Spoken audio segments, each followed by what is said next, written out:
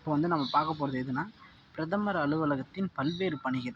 அரசாங்கத்தின் தலைவர் என்ற நிலையில் உள்ள பிரதமருக்கு தேவையான உதவிகளை செய்வது, மத்திய அமைச்சகங்களுடன் மற்றும் துறைகளுடன் மற்றும் மாநில அரசுகளுடன் தொடர்புகளை பராமரிப்பது, நிதி ஆயோக் மற்றும் தேசிய வளர்ச்சி குழு போன்றவற்றிற்கு தேவையான உதவிகளை செய்வது.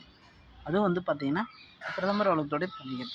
ஊடகங்களுடனும் பொதுமக்களுடனுமான பிரதமரின் தொடர்புகளை பராமரிப்பது, அதாவது ப்ரெஸ் மீட்டும் பப்ளிக்கோடைய ஆக்டிவிட்டீஸும் பார்க்குறது வந்து பிரதமரின் தொடர்புகளை பராமரிப்பதும் அவருடைய ஆஃபீஸோடைய வேலை.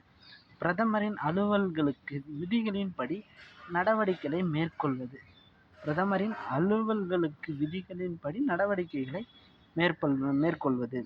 குறிப்பிட்ட விதிகளின்படி பிரதமருக்கு அனுப்பப்படும் விவகாரங்களை பற்றி ஆராய்ந்தறிவதற்கு பிரதமருக்கு உதவுவது.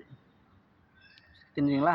அடுத்தது குடியரசுத் தலைவர், ஆளுநர்கள், அயல்நாட்டு தூதர்கள் போன்றவர்களுடன் இணக்கமான உறவுகளுக்காக பிரதமருக்கு உதவுவது. பிரதமரின் சிந்தனை ஊற்றாக செயல்படுவது. பிற துறைகளுக்கும் அமைச்சகங்களுக்கும் ஒதுக்கப்படாத அனைத்து விவரங்களையும் கையாள்வது. அமைச்சரவை தொடர்பான விவகாரங்களில் பிரதமர் அலுவலகம் ஈடுபடுவதில்லை.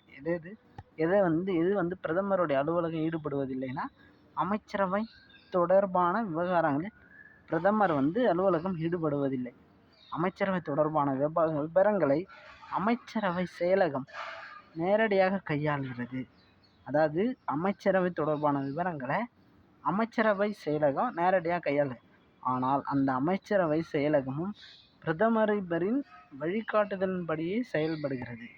தெரிஞ்சுங்களா? அந்த விவகாரங்களில் பிரதமர் அலுவலகம் ஈடுபடலை, பிரதமரின் வழிகாட்டுதலின்படியே செயல்படுகிறது. நன்றி.